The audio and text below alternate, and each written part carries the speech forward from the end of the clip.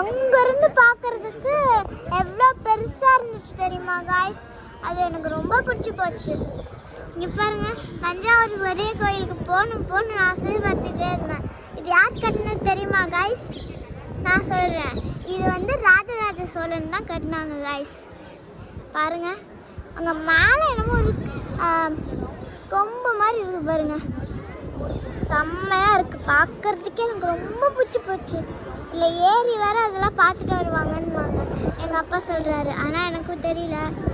இங்கே பாருங்கள், இங்கே உள்ளே போய் பார்க்குறதுக்கு வந்து என்ன பண்ணணுமா, லைனில் நிற்கணுமாங்க.